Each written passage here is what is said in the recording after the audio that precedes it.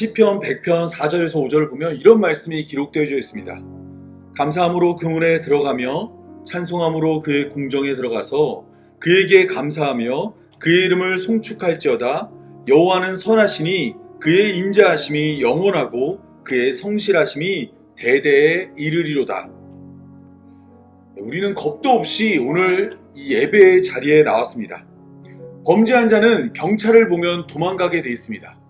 마찬가지로 하나님 앞에서 죄를 지은 우리는 하나님을 피하고 하나님 앞에서 도망쳐야 합니다. 그러나 오늘 우리는 담대히 하나님을 예배하기 위해 오늘 이 자리에 모였습니다. 왜냐하면 하나님께서 우리에게 예수님을 보내주었고 예수님의 죽음으로 말미암아 우리의 허다한 죄를 덮어주었기 때문입니다.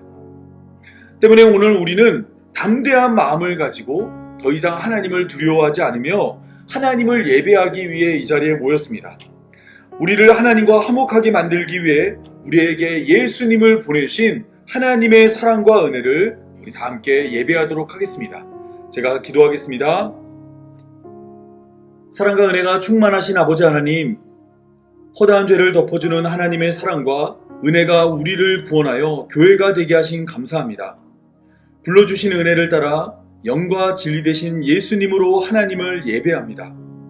예배하는 이 시간 하늘에는 영광, 땅에는 은혜 충만한 시간 되게 하여 주옵소서.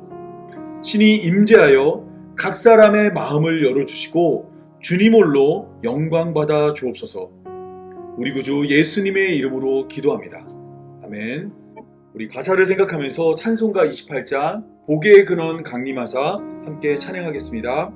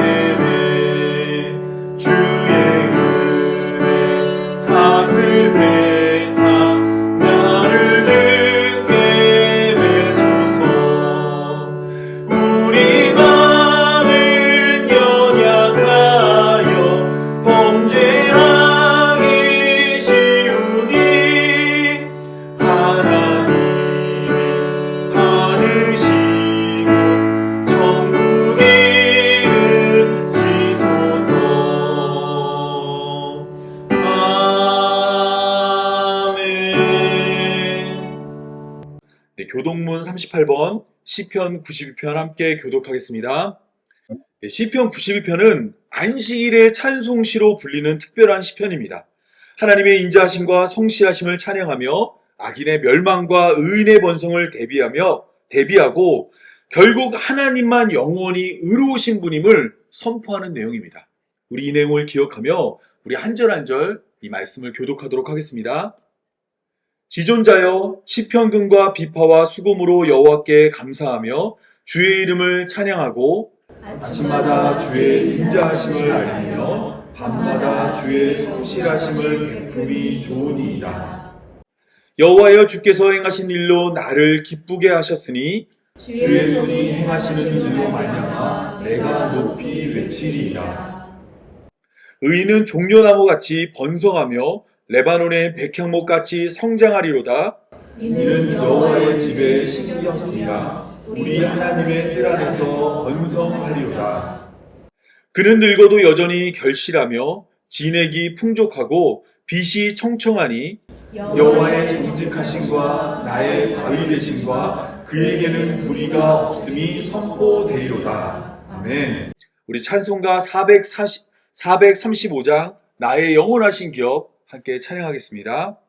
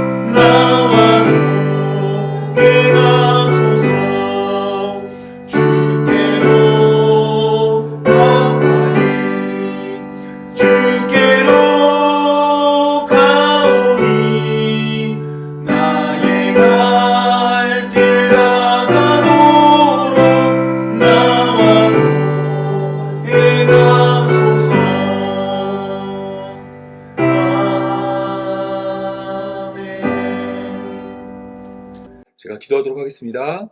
사랑과 은혜가 충만하신 하나님, 많은 사람 중에 하나님을 예배하는 예배자로 불러주신 감사합니다.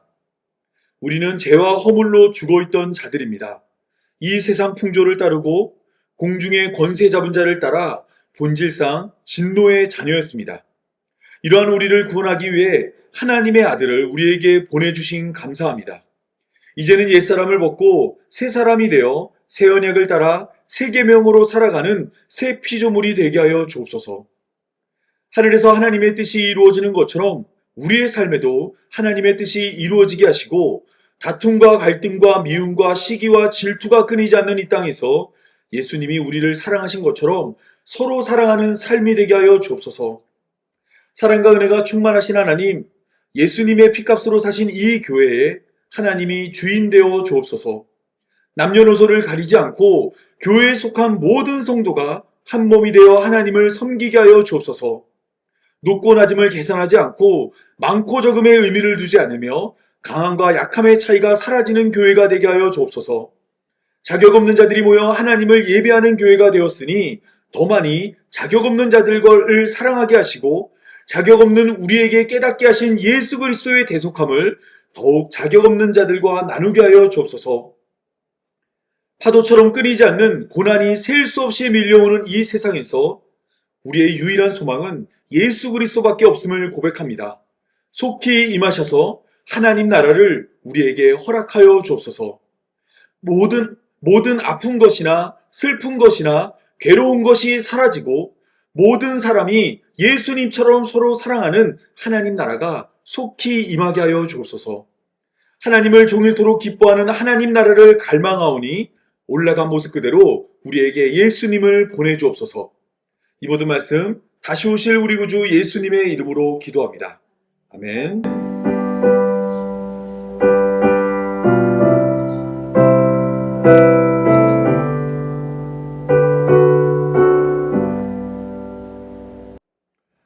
네, 우리 다 함께 하나님 말씀 보도록 하겠습니다. 다 같이 보실 하나님 말씀은 출애굽기 9장 13절에서 16절까지의 말씀입니다.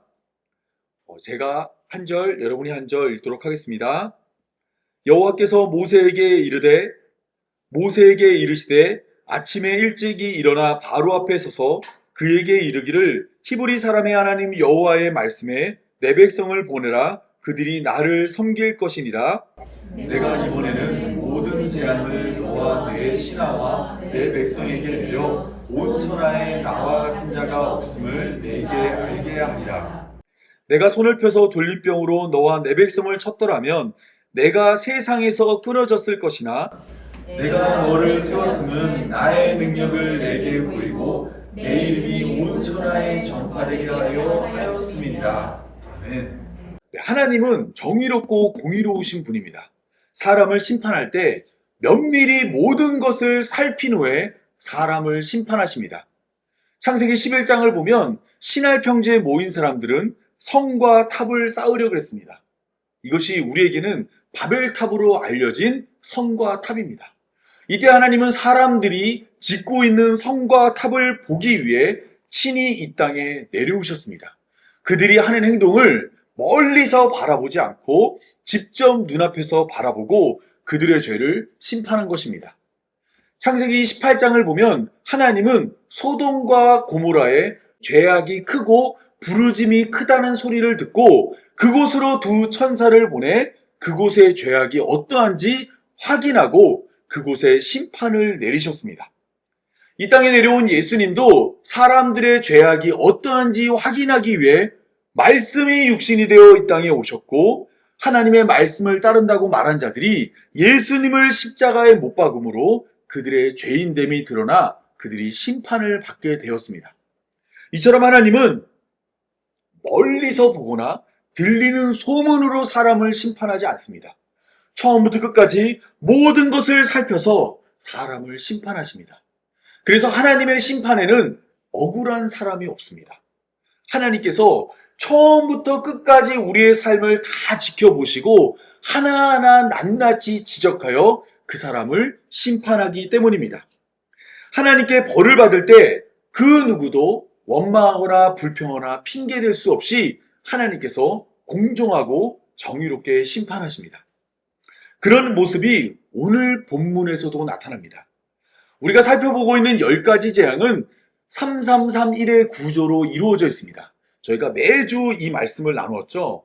이 10가지 재앙은 3개의 재앙이 하나로 묶여서 세 묶음이 되고 마지막에 10번째 재앙이 일어납니다. 하나님께서 이 재앙들을 3개씩 묶은 이유는 성경에서 3이 완전함과 충만함을 의미하기 때문입니다.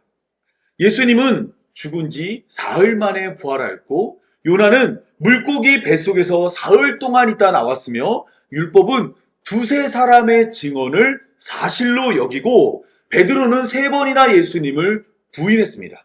이것들은 모두 숫자 3을 통해 부인할 수 없는 사실을 소개하고 있는 것입니다. 따라서 오늘 본문에 소개되고 있는 재앙 가운데 3개씩 묶여져 있는 재앙들은 무엇을 말하고 있냐면 애굽의 바로가 하나님께 심판받을 수밖에 없는 확실하고도 분명한 이유를 소개하고 있는 겁니다. 때문에 애굽의 바로는 10번째 재앙을 당했을 때 하나님께 원망하거나 불평하거나 핑계댈 수가 없습니다. 하나님은 충분히 많은 기회를 줬어요.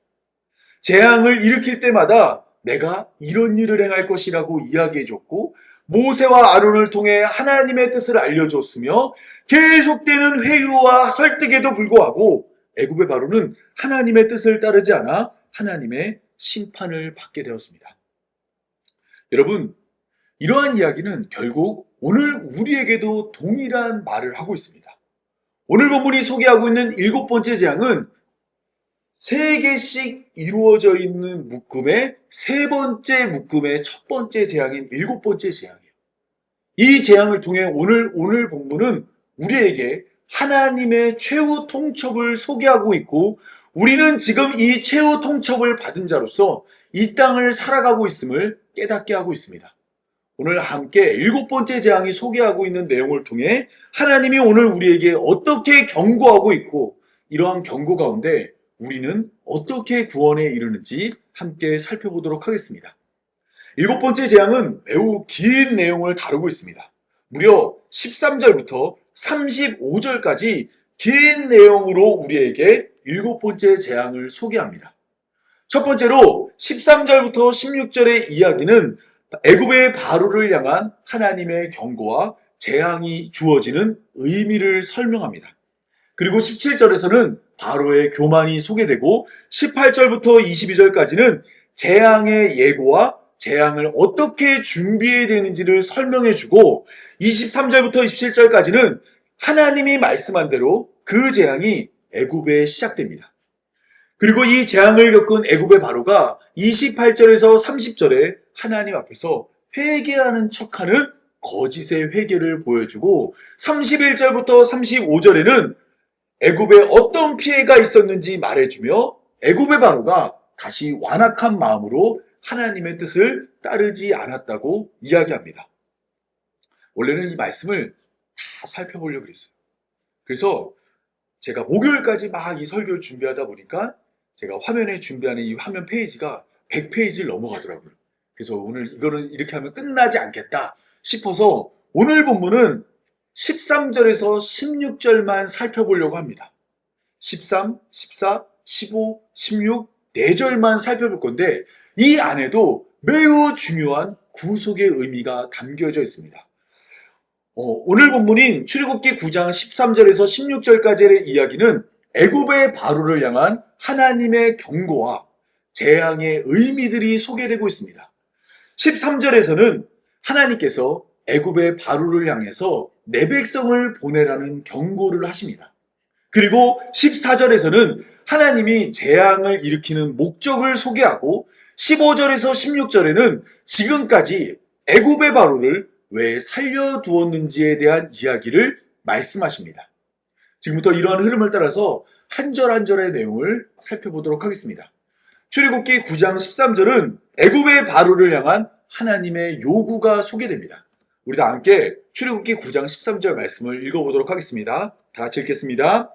여호와께서 모세에게 이르시되 아침에 일찍이 일어나 바로 앞에 서서 그에게 이르기를 히브리 사람의 하나님 여호와의 말씀에 내 백성을 보내라. 그들이 나를 섬길 것이니라.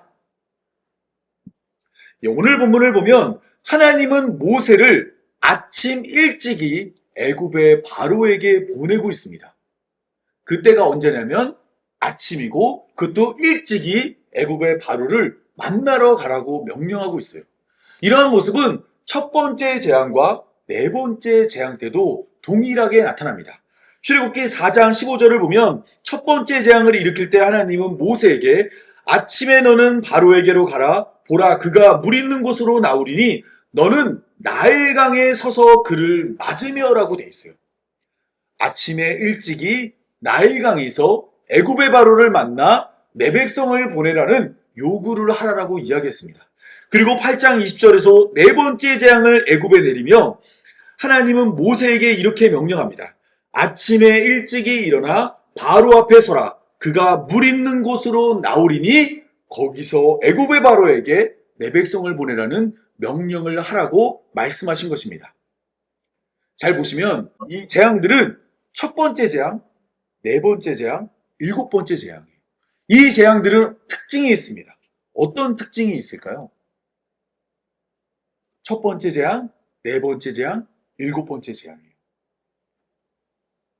이 재앙들은 세 개씩 묶인 재앙들의 다 첫 번째 재앙이에요.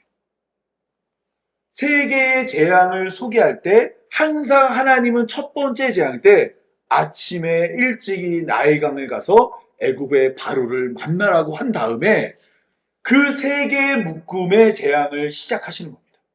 그러니까 세 번의 큰 묶음의 재앙을 애굽에 내릴 때마다 하나님은 아침에 일찍이 애굽의 바로를 나일강에서 만나라고 이야기하고 있는 거예요.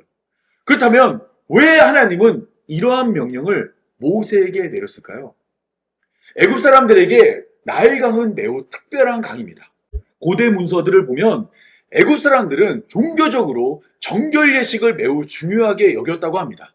그래서 나일강에서 하루에도 몇 번씩 목욕을 함으로 자신을 정결하게 만들었고, 이집트 19왕조 니퍼노펜이라는 사람의 이 무덤의 벽화를 보면 지금 제사장이 정결 예식하는 모습을 소개하고 있는 것이 나오는데, 제사장의 머리카락이 있어요, 없어요? 없죠. 이 애굽의 제사장들은 신 앞에 서기 위해서는 단 하나의 털이 있어서는 안 된다고 생각을 했답니다. 그래서 머리를 깎고 털을 뽑아서 신 앞에 섰다고 해요. 정결한 모습으로 신 앞에 서야 신에게 축복을 받는다고 생각을 했던 겁니다. 이것은 제사장들만의 이야기가 아닙니다. 출애굽기 2장 5절을 보면 바로의 딸이 나일강에 목욕을 하러 갔다가 갈대 상자 속에 들어있던 모세를 발견하는 모습이 나옵니다. 바로의 딸도 자신의 정결을 위해서 나일강에서 목욕을 했던 것입니다. 그렇다면 애굽의 바로는 언제 목욕을 했을까요? 애굽의 바로는 아침에 일찍이 해가 떠오를 때 나일강에 가서 목욕을 했습니다. 애굽의 바로는 태양신의 대리자로 아침 일찍이에는 태양이 하늘로 올라오기 시작해요. 그 시간에 애굽의 바로는 자신이 태양신의 권세를 받아서 애굽을 다스린다는 것을 보여주기 위해 아침 일찍 나일강에서 매일매일 목욕을 했습니다. 따라서 이 모세가 애굽의 바로를 찾아간 그 시간은 애굽의 정결 예식이 행해지고 있는 바로 그때입니다. 그때에 하나님은 모세와 아론을 애굽의 바로에게 보내서 내 백성을 보내라는 하나님의 뜻을 전했습니다. 이것은 단순한 명령이 아니라 크게 신학적으로 두 가지 의미를 보여줍니다. 첫 번째는 하나님이 이스라엘 백성들을 보내라는 이 요구가 애굽의 바로와 모세의 싸움이 아니라 그들 뒤에 있는 하나님과 애굽의 신들과의 싸움이라는 겁니다. 하나님은 10가지 재앙을 통해서 바로만을 혼내는 것이 아니라 바로에게 권세를 줬다고 여겨지는 애굽의 신들을 벌하고 있는 거예요. 뿐만 아니라 애굽의 바로는 자신의 종교적 행위를 통해서 자신이 정결해진다고 생각을 했습니다. 그런데 하나님의 뜻이 애굽의 바로에게 전해져요. 내 백성을 보내라는 하나님의 뜻이 애굽의 바로에게 전해지자 그때부터 애굽의 바로는 하나님의 뜻을 따르지 않으므로 그의 부정함이 나타나는 겁니다. 따라서 하나님이 모세와 아론을 아침에 일찍이 애굽의 바로에게 보낸 것은 단순히 하나님의 뜻을 아침 일찍 말하는 것이 아니라 신학적으로 애굽의 신들을 상대하며 또한 애굽의 바로가 자신의 종교적 열심으로 정결해지는 것이 아니라 그는 오히려 하나님의 말씀 앞에서 부정한 자라는 것을 드러내고 있는 것입니다.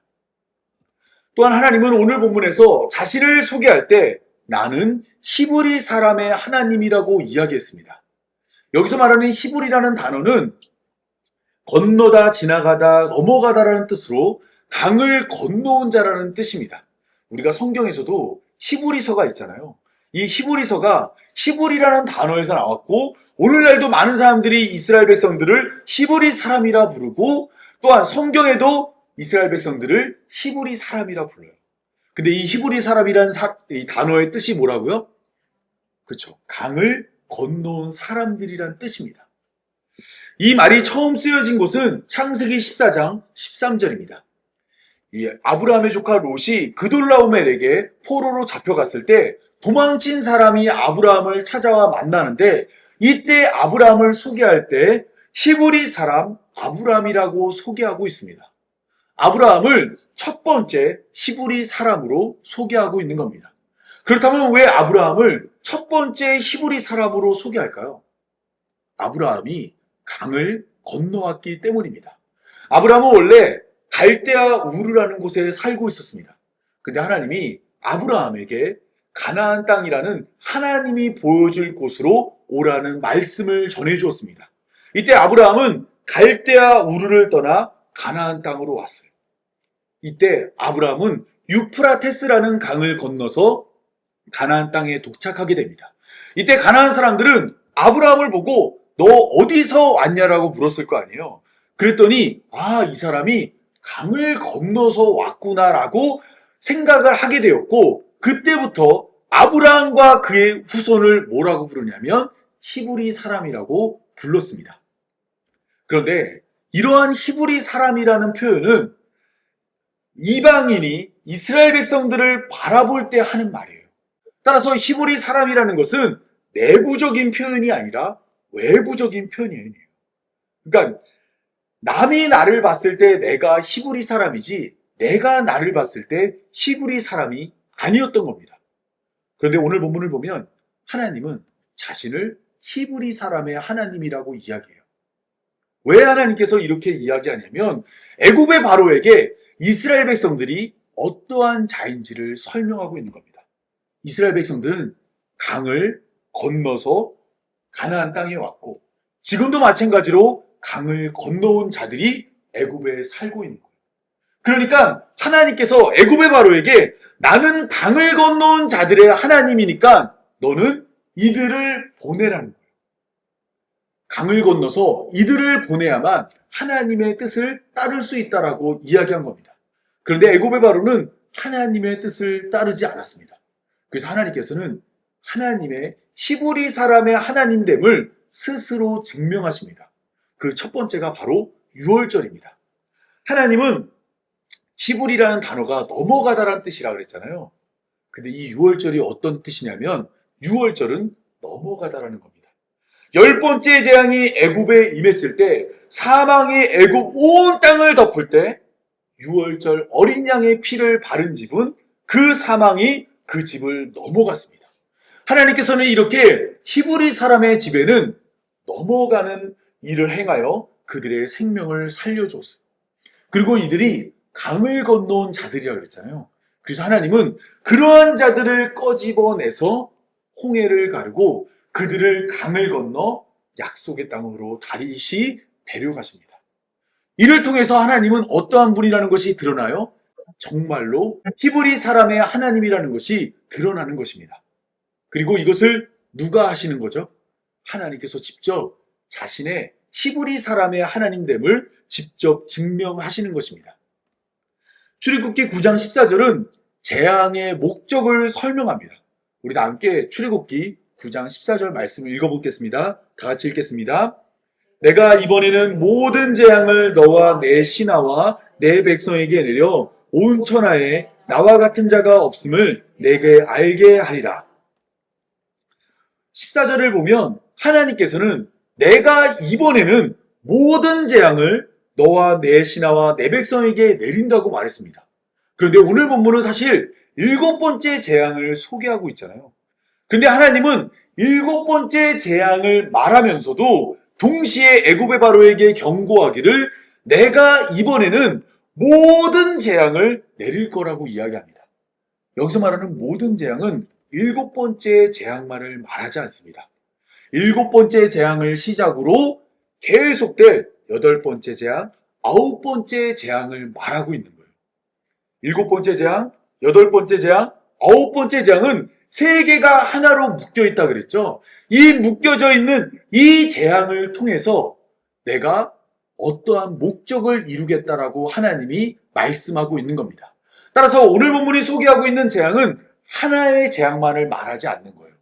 마지막 3번째 묶음의 재앙을 소개하고 있는 겁니다. 이때 이 재앙은 누구에게 내려지냐면 재앙의 범위가 정확히 구별되어 나타납니다. 첫 번째는 너, 애굽의 바로예요. 그리고 너의 신하, 그리고 너의 백성에게 이 모든 재앙이 내린다고 이야기하고 있습니다. 그렇다면 하나님께서 이런 이야기를 통해 말하고자 했던 것은 무엇일까요? 너희 위에 재앙이 내릴 건데 지금 4번째, 5번째, 6번째 재앙 때는 어디에는 재앙이 임하지 않았어요? 고센 땅. 이스라엘 백성들이 살고 있는 고센 땅에는 재앙이 임하지 않았거든요. 하나님께서 내가 이번에 모든 재앙을 너에게 내릴 텐데 이 재앙도 여전히 너와 내 신하와 내 백성에게만 내려서 내가 선택하고 내가 불러준 이스라엘 백성들은 보호할 것이라고 이야기한 것입니다. 그리고 하나님은 이 목적을 정확히 여기서 밝히고 있습니다. 온 천하에 나와 같은 자가 없음을 내가 알게 될 것이라고 이야기하였습니다. 하나님은 10가지 재앙을 통해 애굽의 바로에게 계속해서 자신을 소개하고 있어요.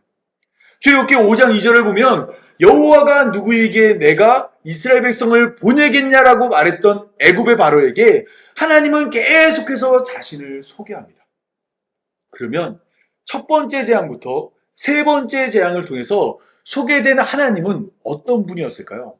애굽의 바로는 하나님을 어떻게 알게 되었을까요? 이 첫 번째 재앙부터 세 번째 재앙을 통해 알게 된 하나님은 이러한 분이십니다. 요술사의 능력보다 더 크신 능력을 가진 분이라는 것이 첫 번째 재앙부터 세 번째 재앙을 통해 나타났습니다. 애굽에는 많은 신들이 있었어요. 근데 그 신들은 하나님의 능력을 따라할 수 없는 것을 확인했습니다. 그리고 네 번째 재앙부터 여섯 번째 재앙에는 애굽에만 재앙을 내리고 고센 땅에는 재앙을 내리지 않는 하나님의 능력을 보았습니다. 하나님은 택한 자들을 보호하고 지키는 분이라는 것을 알게 된 것입니다. 그리고 이제부터 행할 일곱 번째 재앙부터 아홉 번째 재앙을 통해서는 하나님이 애굽을 완벽하게 심판하는 모습을 통해서 하나님의 이 죄인을 심판하는 강력한 모습을 알게 될 것입니다. 그리고 출애굽기 9장 15절에서 16절의 말씀을 보면 하나님은 이제 바로를 살려둔 이유를 말씀하십니다. 우리 다 같이 함께 출애굽기 9장 15절에서 16절 말씀을 다 같이 읽겠습니다. 내가 손을 펴서 돌림병으로 너와 내 백성을 쳤더라면 내가 세상에서 끊어졌을 것이나 내가 너를 세웠음은 나의 능력을 내게 보이고 내 이름이 온 천하에 전파되게 하려 하였음이니라. 하나님은 지금 애굽의 바로를 살려둔 이유를 말씀하십니다. 내가 손을 펴서 돌림병으로 너와 내 백성을 쳤더라면 내가 세상에서 끊어졌을 것이나. 지금까지 하나님은 여러 가지 재앙들을 통해서 애굽의 바로와 그 백성에게를 직접 공격하지 않고 물이나 아니면 개구리를 보내거나 아니면 가축들에게 심한 돌림병을 줘서 그들을 괴롭게 했습니다. 이 심한 돌림병이 애굽의 사람에게 임했다면 하나님은 애굽에 있는 바로만 아니라 그들에게 속한 자들이 다 죽었을 것이라고 이야기해요. 그러면서 그럼에도 내가 여전히 살고 있는 것은 하나님이 특별한 목적이 있다라는 이야기를 합니다. 이때 이 가운데 하나님은 애굽의 바로를 향해서 이렇게 이야기합니다. 내가 너를 세웠음은. 이러한 표현에 대해서는 다양한 해석이 존재합니다. 이 킹제임스 버전이나 이 영어 NIV나 아니면 우리말 성경인 개역개정은 여기서 말하는 세웠다를 어떻게 이야기하고 있냐면 왕위와 권세 자체를 하나님이 주셨다는 의미로 해석하고 있습니다. 그런데 히브리어 성경을 헬라어 성경으로 번역한 LXX나 새번역이나 현대인의 번역을 보면 남겨두었다 보존하였다를 하나님이 여러 가지 재앙에도 너를 살려둔 이유로 이해하고 있습니다. 애굽의 바로가 왕이 된 것은 어떤 이유 때문이냐로 보는 견해가 있고 지금 애굽의 바로가 10가지 재앙에도 불구하고 여전히 살아있는 이유는 무엇이냐를 설명하는 해석도 존재합니다. 여기서 학자들마다 의견이 굉장히 갈리지만 정말 우리가 중요하게 바라봐야 될 것은 이것을 통해서 하나님이 말하고자 하는 바가 있다는 겁니다. 그것은 바로 하나님의 주권입니다. 지금 애굽의 바로를 향한 하나님의 주권을 소개하기 위해서 하나님은 내가 너를 세웠다라는 말을 했습니다.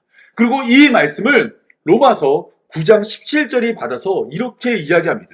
성경이 바로에게 이르시되 내가 이 일을 위하여 너를 세웠으니 곧 너로 말미암아 내 능력을 보이고 내 이름이 온 땅에 전파되게 하려 함이라 하셨으니 그런즉 하나님께서 하고자 하는 자를 긍휼히 여기시고 하고자 하시는 자를 완악하게 하시느니라고 말을 하고 있습니다. 이 말이 어떤 의미냐면 하나님께서 애굽의 바로를 세워두었는데 애굽의 바로를 향한 하나님의 계획이 있는데 이것은 그를 긍휼히 여길게 할 수도 있고 완악하게 할 수도 있는 하나님의 주권에 의해서 그가 세워졌다라고 말을 하는 것입니다. 여러분, 이러한 이야기를 바울이 왜 이야기하고 있냐면 하나님이 누군가를 구원할 거예요. 그런데 구원받은 사람이 그 구원에 있어서 나의 구원이 나에게서 오지 않고 오직 하나님의 은혜로만 구원받았다는 것을 설명하기 위해서 이러한 말을 하고 있습니다. 사실 성경은 누구를 대상으로 쓰여진 거냐면 예수님을 믿어서 구원에 이른 자에게 하나님의 구원을 소개하기 위해서 쓰여졌습니다. 오늘 우리가 교회로 부름받아 구원을 받았는데 이 구원이 어디에서 났는지를 말해준 거예요. 이것이 너의 열심이나 너의 수고나 너의 공로가 아니라 처음부터 끝까지 우리의 삶을 주관하시는 하나님의 은혜임을 말하기 위해서 성경이 우리에게 이와 같이 구원을 설명하는 겁니다. 그런데 이것을 가지고 하나님이 100% 구원하니까 너가 구원받지 못한 것은 하나님이 처음부터 작정해서 너 구원 안 하려고 너를 미워해서 너를 죽이려고 구원하지 않은 거야를 설명하기 위한 게 아니에요. 구원받은 우리가 왜 하나님을 찬양할 수밖에 없고 왜 감사할 수밖에 없는지를 설명하기 위해서 이와 같이 하나님의 주권과 하나님의 은혜를 설명하고 있는 것입니다. 오늘 본문은 하나님께서 애굽의 바로를 세우신 것은 나의 능력을 내게 보이고 내 이름을 온 천하에 전파하기 위함이라고 이야기합니다.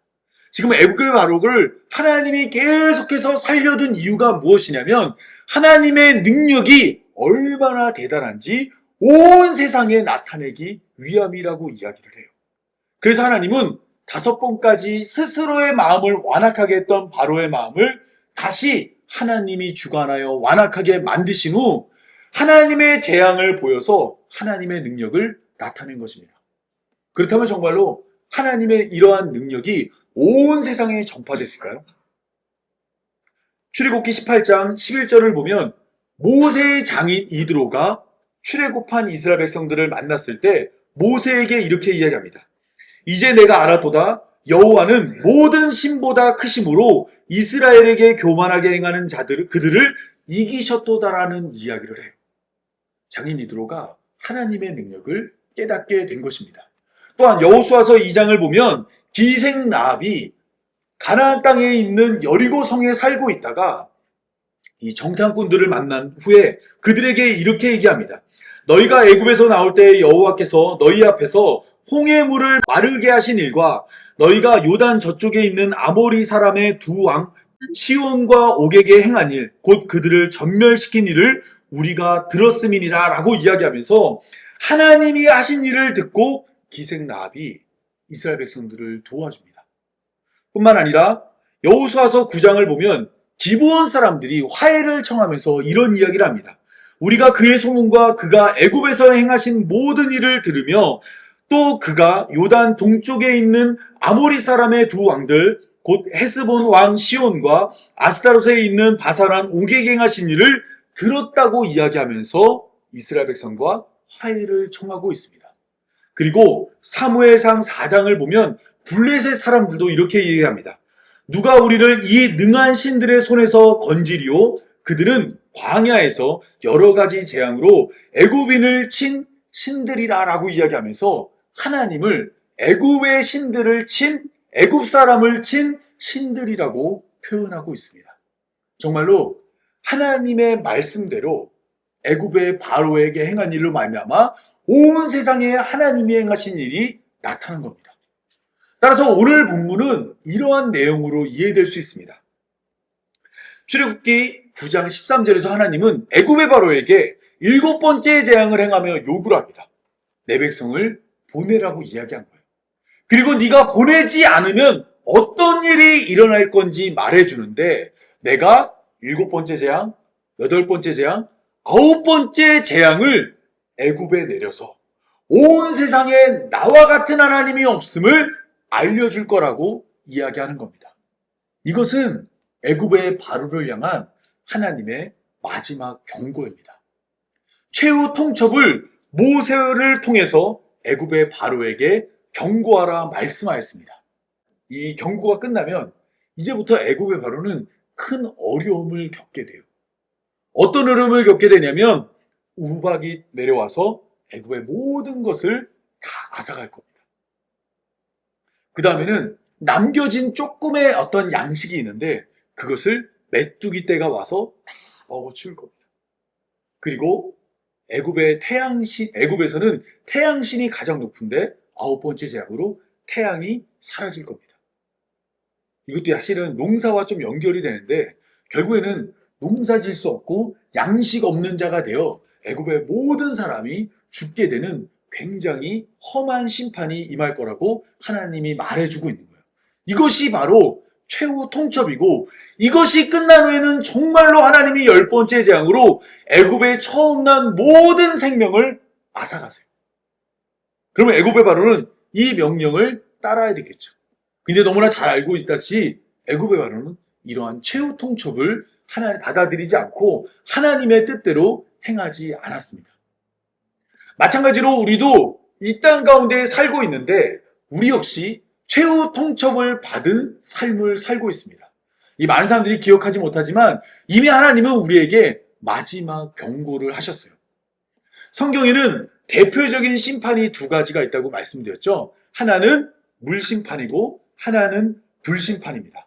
하나님은 홍수로 세상을 심판하신 후에 오늘 김대희 목사님이 예배 전에 쌍무지개를 보여주셨잖아요. 그 무지개를 하나님이 홍수 후에 보여줬어요.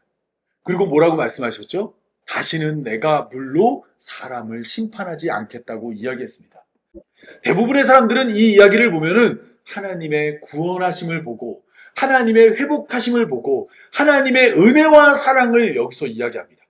그게 정말로 무지개는 하나님의 은혜와 사랑과 자비를 의미하는 상징일까요? 하나님께서 왜 세상을 물로 심판하지 않는다고 말씀하였죠? 창세기 8장 21절은 이렇게 이야기합니다. 여호와께서 그 양기를 받으시고 그 중심에 이르시되 내가 다시는 사람으로 말미암아 땅을 저주하지 아니하리니 이는 사람의 마음의 계획이 어려서부터 악함이라. 내가 전에 행한 것 같이 모든 생물을 다시 멸하지 아니하리라. 물로 세상을 심판하지 않겠다. 그 이유가 뭐예요? 사람의 마음의 계획이 어려서부터 악해서. 여러분 좀 이상하지 않으세요? 하나님이 세상을 이제 물로 심판하지 않겠다고 말했는데 그 이유가 사람이 마음의 계획을 바꿔서가 아니에요. 어려서부터 마음이 악해서 인간을 다시는 물로 심판하지 않는데요. 근데 이 동일한 표현이 홍수 전에도 나타납니다. 창세기 6장 5절을 보면 여호와께서 사람의 죄악이 세상에 가득함과 그의 마음으로 생각하는 모든 계획이 항상 악할 뿐임을 보시고 물로 세상을 심판했는데 홍수에서 벗어나 방주에서 나오자마자 하나님이 하신 말씀이 뭐냐면 사람은 똑같다라는 거예요. 그래서 다시는 물로 심판하지 않는다는 거예요. 다시 기회를 줘도 사람이란 존재는 또 죄를 지기 때문입니다. 실제로 아담이 선악과를 먹고 하체를 보였죠. 근데 홍수 후에 노아가 어떻게 했죠? 포도주를 먹고 또 하체를 보이고, 홍수 전에도 네피림이라는 용사가 있었는데 홍수 후에는 니무롯이라는 용사가 나타났고, 또 가인이 동생을 죽인 후에 동쪽으로 떠나서 아들의 이름으로 성을 쌓았는데 홍수 후에는 신할 평지에 모인 사람들이 동쪽으로 떠나서 자기 이름을 내기 위해 성을 쌓았습니다. 홍수 전과 홍수 후의 모습이 똑같은 거예요. 사람은 기회를 줘도 또 죄를 지어 하나님의 심판을 받을 수밖에 없습니다. 그래서 하나님은 다시는 물로 심판하지 않는다고 말씀하신 거예요. 그러면 하나님은 앞으로 물이 아니면 뭐로 우리를 심판하실까요? 불로 심판하죠. 그 모습이 출애굽기 19장에 나옵니다. 출애굽기 19장 24절을 보면 여호와께서 하늘 곧 여호와께로부터 유황과 불을 소돔과 고모라에 무엇처럼 내리게 하셨어요? 예전에는 물을 활로 당겨서 쐈다면 이번에는 불을 쏘는 겁니다. 불. 활에다가 불을 담아서 이 땅에 불을 내면서 그 땅을 다 엎어버리는 거예요. 그러면 물심판과 불심판은 어떤 차이가 있을까요? 불심판이 임했더니 그 땅은 도저히 사람이 살 수 없는 땅이 됩니다. 롯의 두 딸이 천하에 우리의 남편 될 사람이 없다고 말해서 아버지한테 술을 먹이고 동침하는 일을 할 정도로 불심판이 임한 곳에는 완전한 심판이 임하는 거예요. 그래서 물심판과 불심판은 다릅니다. 물심판은 다시 기회가 주어지지만 불심판은 기회가 주어지지 않는 거예요. 그러면 우리 앞에 놓여진 심판은 어떤 심판이 남아있을까요? 불심판이 남아있는 거예요. 그래서 베드로전서 3장을 보면 이렇게 이야기합니다. 그러나 주의 날이 도적같이 오리니 그날에는 하늘이 큰 소리에 떠나가고 물질이 뜨거운 불에 풀어지고 땅과 그 중에 있는 모든 것이 드러나리라. 그날에는 무엇이 온대요? 뜨거운 불에 모든 것이 다 풀어진다, 녹아진다는 거예요. 그러면서 뭐라고 말하냐면 12절에서 하나님의 날이 임하기를 바라보고 간절히 사모하라. 그날에 하늘이 불에 타서 풀어지고 물질이 뜨거운 불에 녹아지려니와 우리는 그의 약속대로 의가 있는 곳인 새하늘과 새 땅을 바라보는도다. 이 세상은 어떤 심판을 남겨두고 있을까요? 불심판을 남겨두고 있는 것입니다. 지금 우리는 마지막 심판대 앞에 있는 거예요. 예수님은 오늘 우리에게 이것을 깨닫도록 우리에게 어떠한 것을 명령했냐면 마태복음 28장을 보면 이런 명령이 나옵니다. 예수님께서 하늘로 올라가기 전에 이러한 명령을 하세요. 예수께서 나와 말씀하여 이르되 하늘과 땅에 있는 모든 권세를 내게 주셨으니 그러므로 너희는 가서 모든 족속으로 제자를 삼아 아버지와 아들과 성령의 이름으로 무엇을 베풀래요? 세례를 베풀래요. 왜 하필 세례일까요? 왜 하필 예수님은 아버지와 아들과 성령의 이름으로 세례를 베풀라고 했을까요? 신약의 성도들에게 세례는 죄를 씻는 것 이상의 의미를 가지고 있어요. 세례자 요한은 죄를 회개시키는 세례를 베풀었거든요. 근데 그 세례로는 결코 구원에 이를 수 없습니다. 세례자 요한이 아무리 세례를 베풀었고 사람들에게 세례를 많이 행했어도 그것만으로는 구원에 이를 수 없어요. 신약의 교회는 세례를 보다 큰 의미로 이해했습니다.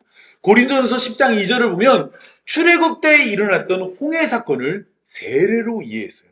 그래서 10장 2절을 보면 이럽니다. 모세에게 속하여 다 구름과 바다에서 세례를 받고. 홍해가 뭐예요? 세례받는 일이에요. 이것은 무엇이냐면 애굽에 살고 있던 이스라엘 백성들이 세례와 같은 홍해를 건너서 이제 어디로 향하는 거예요? 약속의 땅으로 가는 거죠.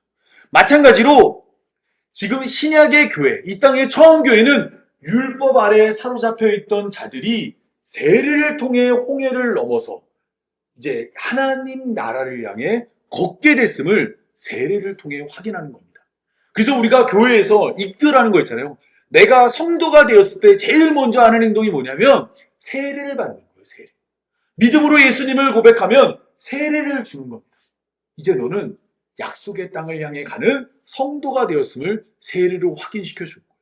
그런데 세례는 어떤 식으로 이루어지냐면 지금은 이제 머리에다 물을 묻히는 행위처럼 보이지만 원래 이게 밥티조라는 이 헬라어로서 원래 의미는 물속에 깊이 잠겼다가 올라오는 겁니다.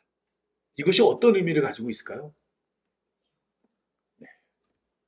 물심판 가운데 나를 죽이는 거예요. 근데 물심판은 어떤 의미가 있다고 그랬죠? 다시 기회가 주어지죠. 물에서 올라오는 거죠. 그러면 물에서 나오면 사람이 제일 먼저 뭐 한다고 그랬죠? 호흡을 들이마시죠. 못 쉬었던 숨을 들이마시죠. 새 숨을 들이마시고 새 사람이 돼서 이제 하나님 나라를 바라보고 사는 겁니다. 물심판을 통과해서 이제 어디로 가는 거예요? 불심판을 앞에 두고 사는 성도가 되는 겁니다. 그러면 세례를 받았다는 것은 비장한 마음이 필요할까요? 필요하지 않을까요? 그냥 내가 세례 받았으니까 죄를 씻어졌다. 내 죄가 사라졌다. 이거에 머무르면 안 돼요. 우리는 물심판을 통과해서 이제는 불심판 앞에 놓여져 있는 그 비장한 마음을 세례를 통해 확인해야 되는 겁니다. 세례를 받으며 물속에 들어가 숨 쉴 수 없는 나의 죽음을 경험하고 여기에서 살아남으로 새 생명 얻은 것을 기뻐하며 이제 나의 삶이 영원한 생명을 향해 가면서 불심판을 두려워하며 오직 그 가운데 긴장하며 오직 나의 구원이 예수 그리스도에게 있음을 배우는 것이 바로 세례를 통과한 교회로 부름받은 성도의 삶이 되어야 하는 것입니다. 고린도전서 10장 11절을 보면 이 바울은 이런 얘기를 교회에게 말하고 있습니다. 약간 출애굽 이야기를 이야기하면서 그 모세에게 속하여 세례를 받았다는 이야기를 했잖아요.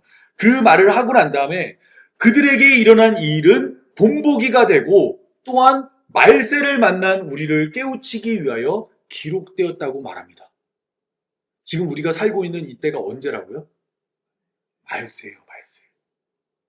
우리는 지금 우리 마지막 때가 멀다고 생각하잖아요. 근데 성경이 말하는 마지막 때는 무엇이냐면 예수님이 오시고 다시 오심으로 완성하실 하나님 나라 요 사이거든요. 우리는 지금 말세를 살고 있는 겁니다. 언제 이 세상이 끝나도 이상하지 않은 때를 살고 있는 거예요. 그럼 우리는 이때 어떻게 살아야 될까요? 이것을 가지고 긴장하고 이 주어진 기회를 살려서 100% 하나님 뜻대로 살아서 구원에 이르는 성도가 되면 좋겠지만 우리가 그렇게 되나요? 여러분 아까 살펴본 것처럼 홍수전과 홍수가 똑같다 그랬죠. 사람이란 존재는 기회를 줘도 또 죄를 집니다. 한 번, 두 번, 세 번, 10번, 100번, 1000번, 10,000번 줘도 절대 사람이란 존재는 스스로를 구원할 수 없어요. 그럼 우리는 어떻게 구원에 이룰 수 있을까요? 어떻게 하나님 나라에 갈 수 있을까요? 베드로전서 1장 5절은 이러한 우리에게 이런 말씀을 전하고 있습니다. 너희는 말세에 나타내기로 예비하신 구원을 얻기 위하여 믿음으로 말미암아 하나님의 능력으로 보호하심을 받았느니라. 지금 우리가 10가지 재앙이 애굽에 내릴 때 보호받는 고센에 살고 있다고 이야기하고 있는 거예요. 하나님께서 계속해서 애굽에 재앙을 내리고 심판하실 때 고센은 보호해 줬잖아요. 고센 사람들이 이스라엘 백성들이 요구하거나 원하거나 하나님께 간절히 기도하거나 순종하지 않았음에도 하나님의 뜻이 그곳에 임하여 그들을 보호한 것처럼 우리를 하나님이 구원하기 위하여 지금 보호하고 있대요.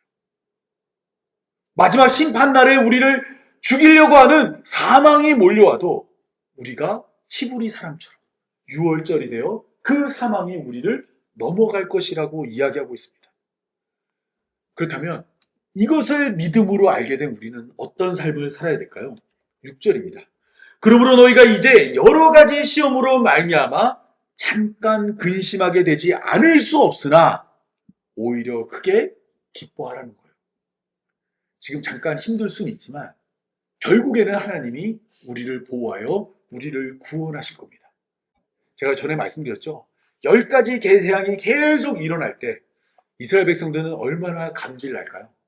하나님의 능력이 그렇게 큰데 왜 나는 못 나가지? 왜 나갈 수 없지?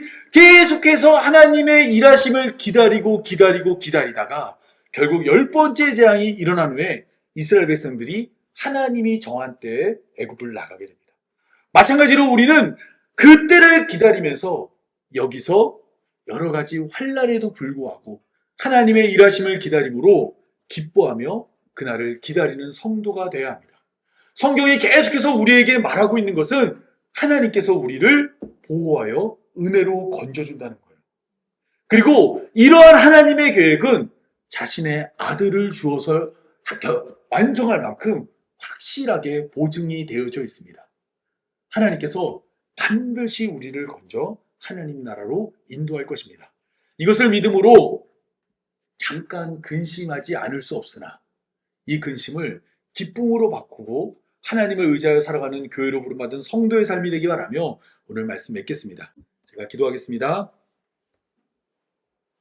거룩하신 아버지 하나님, 우리를 제 가운데 버려두지 않고 크고 확실한 음성으로 우리를 불러주시니 감사합니다. 하지만 그럼에도 불구하고 우리는 교만하고 어리석고 부족합니다. 하나님의 자녀되기에 자격이 없는 자들입니다. 부디 크신 은혜로 우리를 죄 가운데 건져내어 하나님 백성 삼아 주옵소서. 구별하고 분리하여 건져내는 하나님의 강한 손으로 우리를 끌어주옵소서. 이미 시작되었으나 아직 완성되지 않은 하나님 나라를 살아가며 하나님의 보호하심 아래 살아가게 하시고 예수님이 다시 오시는 날 나팔 소리와 함께 우리의 이름을 불러 하나님 백성 되게 하여 주옵소서. 다시 오실 우리 구주 예수님의 이름으로 기도합니다. 아멘. 우리 찬송가 370장 함께 찬양하겠습니다.